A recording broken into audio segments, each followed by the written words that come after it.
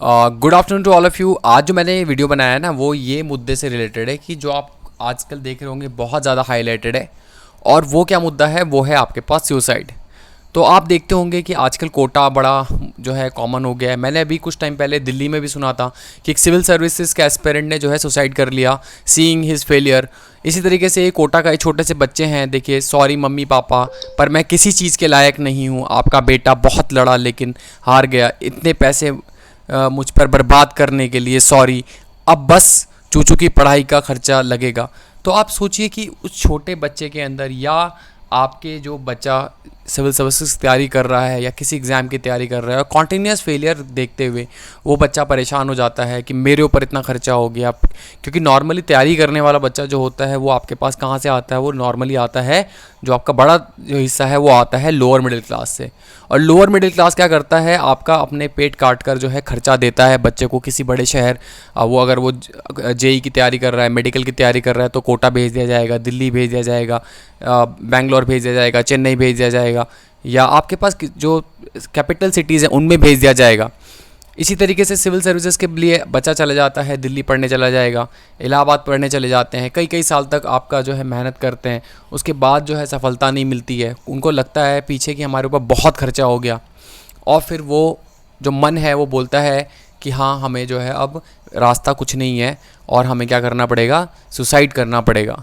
तो आप सबको मैं एक चीज़ क्लियर बता दूं, आप किसी भी एग्ज़ाम की तैयारी कर रहे हो, पहली बात तो ये समझ लीजिएगा, कोई भी एग्ज़ाम आपकी लाइफ से बड़ा नहीं है। जिस दिन आप पैदा होते हैं तो आप एग्ज़ाम देने के लिए पैदा नहीं होते, आप जीवन जीने के लिए पैदा होते हैं। तो कोई भी एग्ज़ाम में अगर आप फेल होते हैं कोई फ़र्क नहीं पड़ता, लाइफ बहुत बड़ी है, कुछ फ़र्क नहीं पड़ता इन छोटी छोटी बातों से।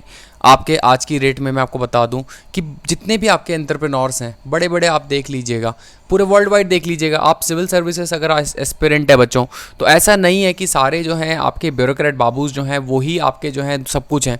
आप एक बीटेक ड्रॉप आउट लड़का जो है फिज़िक्स वाला खोल सकता है।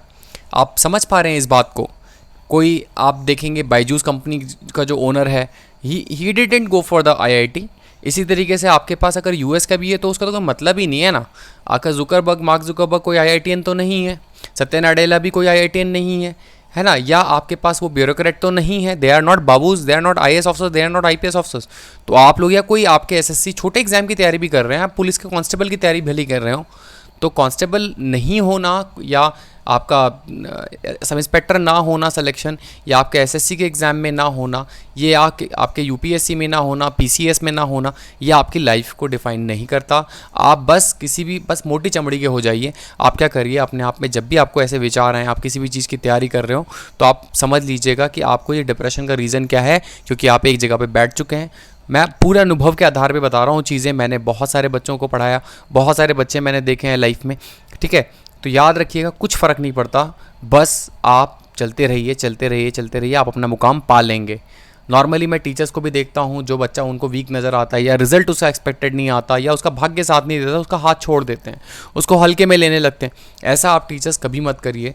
देखिए, वो बच्चा प्रिपेयर कर रहा है, अपनी मेहनत अपनी हैसियत के हिसाब से कर रहा है, उसको हमेशा मोटिवेट कीजिए, प्रोत्साहित कीजिए। आपके घर का कोई बच्चा तैयारी कर रहा है, उसे प्रोत्साहित कीजिए, हतोत्साहित मत कीजिए, उसे बार बार रिजल्ट मत पूछिए, उसे परेशान मत कीजिए। स्पेशली ये कम्युनिटी हमारे यहाँ बड़ी खतरनाक है, पड़ोसी रिश्तेदार कम्युनिटी। ये रिश्तेदारों और पड़ोसी कम्युनिटी से भी अनुरोध है, आप लोग भी इस तरीके से मत करिए कि किसी बच्चे के जो है जीवन को, और जीवन नहीं भी ख़राब होगा तो मानसिक स्तर से वो इतना ज़्यादा परेशान हो जाएगा कि मतलब कुछ चीज़ें उसकी लाइफ में परमानेंट निकल जाएंगी, वो मज़ा निकल जाएगा, वो आनंद निकल जाएगा। और बच्चों, जो आप लोग इसमें हैं, चाहे वो कितने भी एज ग्रुप के हों, even not only this competitive era, आप जो हैं अगर अपनी रियल लाइफ सिचुएशन में भी हैं, कर्जे में फंस गए, किसी भी चीज़ में फंस गए, आप होल्ड कीजिए। आप बस ये समझिए, what can be the worst, except that. आप सोचिए ही मत। आपने कोई, मान लीजिए फाइनेंशियल ट्रांजेक्शन आपसे गड़बड़ी हो गई है, क्या हो जाएगा, कोई फ़र्क नहीं पड़ेगा। आप एक साल बाद बिहेव कुछ मत करिए, शांति से रहिए, देखिए एक साल बाद आपको अच्छा लगने लगेगा। चीज़ें अब ट्रैक पे आ जाती हैं, आप कुछ भी करिए, चीज़ें ट्रैक पे आएंगी ही आएंगी। एक समय आपका डाउन आएगा। अच्छा, अगर आपको कभी भी ऐसा फील हो आप किसी भी चीज़ में, तो आप, इंडिया में इस तरह की एनवायरनमेंट नहीं है, तो मेंटल हेल्थ की अवेयरनेस पे आप जाइए, और आप किसी डॉक्टर से मिलिए, साइकोलॉजिस्ट से मिलिए, आप बातचीत करिए, अपने सेशन करवाइए, अपने दोस्तों से बात करिए। देखिए, लाइफ में होता है, सबके साथ एक फेज़ ऐसा आता है जब वो बिल्कुल डिप्रेस स्टेट में होता है और उसका बिहेवियर आउट ऑफ कंट्रोल हो जाता है।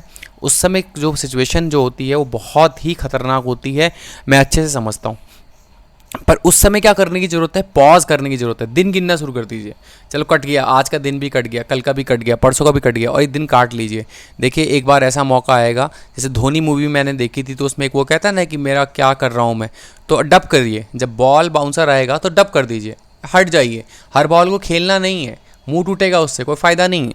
आप रुकिए, लाइफ में सिचुएशन है और हर आदमी की टाइमलाइन एक जैसी नहीं होती कि भाई एक आदमी है 22 साल में जो है 1 करोड़ का पैकेज लग गया, 2 करोड़ का पैकेज लग गया। एक आदमी है जिसने कुछ नहीं किया पर उसने 40 की उम्र में ऐसा एम्पायर खड़ा कर दिया कि उसका जो है उसका एम्पायर 1000 करोड़ का हो गया। वो कुछ नहीं है, वो 10th पास है। तो आप मेरी बात समझिए, बस लाइफ में अच्छा पॉजिटिव सोचिए, अच्छा चलते रहिए, चलते रहिए, चलते रहिए। एक समय आपका ऐसा आ जाएगा, आप सही जगह पर पहुंच जाएंगे। इसका मेरे से आपसे मतलब मैं आपसे वादा कर सकता हूँ। जो भी बच्चा कोटा में है, अगर आपको ऐसा लग रहा है, मैं बहुत साल पुरानी सिचुएशन बताता हूँ। मेरे पे एक स्टूडेंट आया और स्टूडेंट बहुत छोटी उम्र का था। आप ये समझ लीजिए कि जैसे स्कूल पास आउट, वो मेरे पास आके मुझे बोला, क्योंकि मेरा थोड़ा सा बच्चों से हमेशा से क्लोज कांटेक्ट रहा है, तो मेरे पास आया, सर आपसे अकेले में बात करनी है। मैंने कहा हाँ बात कर सकते हो, आ जाओ। तो बोला नहीं सर अकेले में बात करनी है, आप सब लोगों के सामने बैठे हैं। तो मैंने सोचा कुछ किताब के बारे में कुछ पूछने वाला होगा। साइड में बुलाया, बोला सर मेरे घर में सिचुएशन अच्छी नहीं है, हमारी सिर्फ 2.5 बीघा लैंड है और मैं प्रिपेयर करना चाह रहा हूँ, पर घर से हर महीने 6000 रुपये आता है। और इतना बोलते हुए उसकी आंखों से आंसू आ गए। अब बिलीव करिए, मैंने उसे बोला कि फिर तो मैं उसे बिल्कुल मतलब मोटे कलेजे से बात किया, ताकि वो इस बात को ये ना समझे कि भाई मैं उसको एकदम से सांत्वना देने लग जाऊँ। मैंने समझदारी से उसकी बात समझी। फिर मैंने कहा एक बात बताओ, 3 रास्ते हैं, मैं तीनों रास्ते में से जो तुम रास्ता पसंद हो बता दो।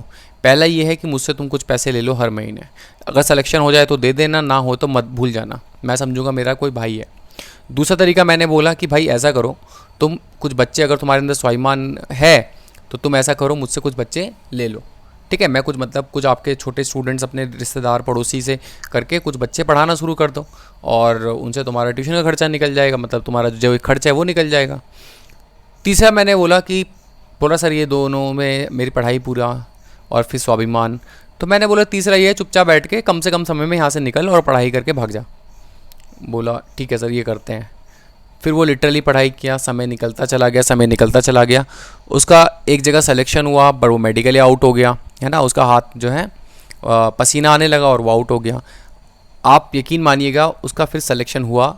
ही जॉइंड नेवल एकेडमी। अब मैं उस बच्चे का नाम यहाँ नहीं बोल सकता। ही जॉइंड नेवल एकेडमी और अब वो जो है नेवी में है and he is undergoing training, और अब वो कुछ टाइम बाद ऑफिसर बन जाएगा। तो आप बात समझिए, क्योंकि हर समय उस समय जो डिप्रेशन होता है, वो जो टेंशन होता है, वो सबके लाइफ में आएगी एक बार। किसी के किसी वजह से आएगी, किसी की किसी वजह से आएगी, पर आएगी ज़रूर।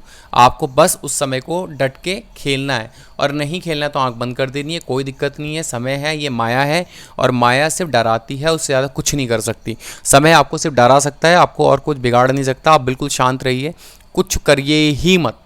आ रही है घबराहट हो रही है, कोई बात नहीं, होल्ड करिए करिए करिए करिए, एक समय ऐसा आएगा सब चीज़ें ठीक हो जाएगी। इमोशनल ट्रॉमा में अगर आप लोग चले गए तो इमोशनल ट्रॉमा से निकलने का तरीका ये है, ये समझ लीजिए सामने वाला जो आपको इमोशनल ट्रॉमा दे रहा है, वो इमोशनल ट्रॉमा इसलिए दे रहा है क्योंकि वो आपको इमोशनल ट्रॉमा देना चाह रहा है। तो आप क्या करिए, उस समय बिल्कुल इग्नोर करिए, अपने स्वाभिमान पे आ जाइए। बात बड़ी टेढ़ी है, मैं सब समझता हूँ, पर आप स्वाभिमान पे आइए और ये छोड़ना चीज़ सीखिए लाइफ में। किसी भी चीज़ को, किसी भी एग्ज़ाम, किसी भी ड्रीम, किसी भी सपने, किसी भी चीज़ को, किसी भी इंसान को छोड़ना सीखिए। अगर आप ये चीज़ सीख जाएंगे, किसी को मन पे मत लगाइए, क्योंकि मन से ही मानसिक चीज़ें गड़बड़ होती हैं, ठीक है। कोई आपके साथ आपके अकेले पैदा हुए हैं और आप अकेले दुनिया से जाएंगे। मैं अकेला पैदा हुआ, अकेला दुनिया से जाऊँगा। तो इस बात को आपको अच्छे से समझना है। तो आप जो है सिर्फ देखिए, जब आप किसी पे जीवन में जब आप कुछ काम करते हैं तो वी मान के चलिए, वी हमारे लिए कोई काम हो रहा है। और जब आप जीवन जीते हैं तो आई पे चलिए। जब आप किसी को छोड़ते हैं तो आई लेके चलिए। किसी ने आपको छोड़ा, आप उसे तुरंत छोड़ दीजिए, चाहे वो सपना हो, कोई ड्रीम हो, टारगेट हो, इंसान हो, कोई भी हो, उसे आप तुरंत छोड़ना सीख जाइए। और ये सब चीज़ें अनुभव के आधार पे बता रहा हूँ, मैं लाइफ में अनुभव के आधार पे बता रहा हूँ। कोई सुनी सुनाई बात नहीं, कोई मोटिवेशनल लेक्चर सुनने के बाद नहीं, कोई किताब पढ़ने के बाद नहीं, we can win, I can win, ये सब कुछ नहीं। मैं सिर्फ अनुभव के आधार पे बता रहा हूँ, आपका जीवन इस तरीके से चीज़ें हो जाएगी। ठीक है। तो ये वीडियो सिर्फ आप लोगों के लिए है। कभी भी लाइफ में हार मत मानना, और हार मानोगे तो गलत स्टेप मत उठाना। शांति से बस समय को निकाल देना, होल्ड करना। लाइफ सबकी टाइमलाइन, जैसे फेसबुक की टाइमलाइन सबकी अलग है, वैसे सबकी लाइफ की टाइमलाइन अलग है। आपकी टाइमलाइन अलग है, मेरी टाइमलाइन अलग है। किसी को बहुत लेट सक्सेस मिलती है, 60s में मिलती है, और नहीं भी मिलती है तो क्या फ़र्क पड़ रहा है? कोई फ़र्क नहीं पड़ता। बस जीवन जियो, एंजॉय करो और अच्छे से जियो, ठीक है। और थोड़ा स्पिरिचुअलिज्म की तरफ भी जाओ। आप किसी भी रिलीजन को मानते हैं, आप ध्यान करिए, ठीक है। आप उसकी इबादत करिए, पूजा करिए, उपासना करिए, वाहिगुरु का नाम लीजिए। आप वैष्णव हैं तो विष्णु भगवान का नाम लीजिए, आप शैव हैं तो शिव का नाम लीजिए, आप शाक्त से हैं तो शक्ति का नाम लीजिए, आप मुस्लिम हैं तो आप एक जो आप अलमाइटी को मानते हैं, अल्लाह को, उनको मानिए। अगर आप जीसस को मानते हैं तो जीसस को मानिए, गॉड को मानिए, बट सच्चे मन से इबादत करिए, अपने कर्म अच्छे रखिए, देखो। और बस ऊपर से वाली शक्ति मानेंगे कि भाई ये समय निकलता जाए, क्योंकि जब समय निकल जाएगा तो आपकी चीज़ें ठीक हो जाएंगी, आपका विवेक काम करेगा, आपकी बुद्धि काम करेगी और आप सही कर देंगे। तो इसी उम्मीद के साथ कि आप अपने जीवन में ये चीज़ को, अगर एक भी व्यक्ति तक ये वीडियो जा रही है तो व्यक्ति बस इस वीडियो को समझना, इसका सार समझना, और आप कोई दिक्कत हो आप मेरे से कांटेक्ट कर सकते हैं। मैं आपके साथ हमेशा हूँ, ठीक है। और अगर अपने किसी दोस्त को आपको शेयर करनी है, अपने परिवार को शेयर करनी है, तो ये वीडियो ज़रूर शेयर कीजिए। ये कोई एजुकेशनल कंटेंट के लिए नहीं है, मैं रेगुलर बेस पे वैसे भी नहीं आ पाता हूँ, तो फिर भी कोशिश ये थी, ये सिर्फ वीडियो बनाने का पर्पज़ सिर्फ ये था ताकि आप लोगों का मैं 1% भी साथ दे सकूँ, तो मेरा जीवन ये सफल हो जाएगा। तो आप लोग शांत रहिए और बिल्कुल बस समय को निकाल दीजिए। सबके जीवन में आता है, और जितनी बातें मैंने आपको बताई हैं, किसी भी चीज़ की जो शब्द बताए हैं, एक एक शब्द मैंने अपने जीवन के अनुभव और उससे पाए गए अनुभव से पाए गए अनुभव के आधार पर मैं आपको बोल रहा हूँ। What ever I am saying वो सिर्फ एक्सपीरियंस से आए, एक्सपीरियंस से बोल रहा हूँ, ठीक है। तो दैट्स ऑल। आप खुश रहिए, हमेशा खुश रहिए। धन्यवाद।